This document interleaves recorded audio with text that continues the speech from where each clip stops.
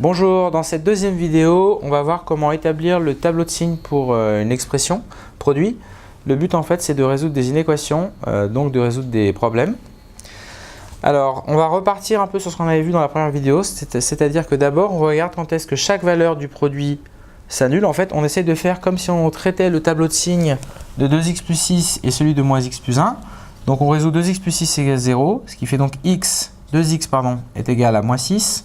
Ce qui fait x est égal à moins 6 sur 2 égale moins 3. On fait pareil ici, donc ça fait moins x égale moins 1. Ce qui fait donc x est égal à 1. Ok ? Une fois qu'on a nos deux valeurs, on va faire comme si on remplissait le tableau de signes pour chacune des expressions dans ce gros tableau de signes. Donc, on met x dans la ligne du haut. Ensuite, on met 2x plus 6, puis moins x plus 1 dans les deux autres lignes. Et on met le produit dans la dernière ligne. Parce que le but, en fait, ça va être de trouver le tableau de signes dans cette ligne pour le produit. Alors, on met les bornes. Ici, on ne nous donne pas d'ensemble de définition, donc c'est n'importe quel x. Puisqu'on n'a pas de contrainte, on ne fait pas de division ou d'opération interdite.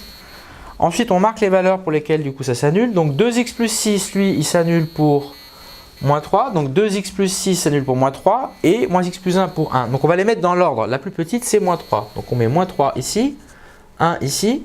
Donc, 2x plus 6 s'annule en moins 3. Et moins x plus 1 s'annule pour x égale 1. Ensuite, on trace, du coup, les colonnes. Alors, on peut déjà savoir que le produit, lorsque l'un des deux est égal à 0, c'est-à-dire lorsque 2x plus 6 il est égal à 0, bah du coup, le produit des deux, ça fait 0 fois moins x plus 1, donc ici, c'est égal à 0. Et ici, pareil.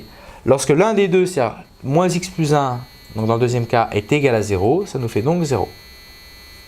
Ok ? Après, nous, ce qui nous intéresse pour résoudre l'inéquation, c'est de remplir le tableau de signes. Alors, pour remplir le tableau de signes, on avait vu qu'on pouvait se rappeler de l'allure de la droite qui est associée à chaque fonction affine. Donc pour 2x plus 6, le coefficient de x est positif, donc c'est une droite qui monte. D'accord ? Elle va s'annuler lorsque x est égal à moins 3. Donc lorsque je trace l'axe des abscisses, elle va le couper pour x est égal à moins 3. Avant, on va être en dessous de l'axe des abscisses, donc négatif. Et ensuite, positif. C'est la même chose pour moins x plus 1. Sauf que cette fois, ça s'annule pour 1. Le coefficient de x, c'est moins 1. D'accord ? Négatif, du coup, on a une droite qui descend pour la représentation graphique. Donc, ça va être d'abord positif, puis négatif. Du coup, à l'aide de ça, maintenant, on peut remplir notre tableau de signes. Donc, 2x plus 6. J'ai fait une petite erreur ici. 2x plus 6. Donc, il est d'abord négatif lorsque x est plus petit que moins 3.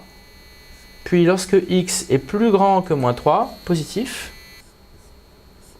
Donc, on met deux fois plus parce qu'il y a deux cases, mais en fait, c'est tout le temps positif. Ici, c'est l'inverse. Lorsque x est plus petit que 1, c'est positif. Lorsqu'on est au-dessus de 1, supérieur à 1, c'est négatif. Et maintenant, comment est-ce qu'on trouve le signe d'un produit? Alors, un petit rappel, pour trouver le signe d'un produit, lorsqu'on multiplie par exemple deux nombres, deux chiffres, en fait, on fait le produit des signes. Donc, moins par moins, ça fait plus. Moins par plus, ou plus par moins, pardon, ça fait moins. Donc, en fait, pour trouver le signe du produit, il suffit de faire pareil, le produit des signes. Donc, on va faire moins par plus, qui fait moins, plus par plus qui fait plus par moins qui fait moins. Maintenant, on a complété notre tableau de signes, donc on va être en mesure de résoudre l'inéquation. Nous, ce qu'on veut, c'est que ce produit, tout ça là, soit strictement négatif. Donc, négatif, mais et pas égal à 0.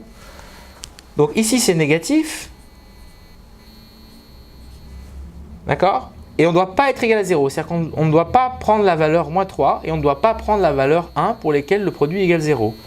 Donc ça nous fait moins l'infini, s est égal à moins l'infini jusqu'à moins 3, exclu, puisqu'on ne peut pas être égal à 0, réunion 1 jusqu'à plus l'infini. Je vous inviterai dans un premier temps, après cette vidéo, à faire un petit exercice que je donnerai probablement sur Pronote pour mettre tout de suite en application le tableau de signe d'un produit. Voilà, je vous remercie. Au revoir. Anticipe la fin.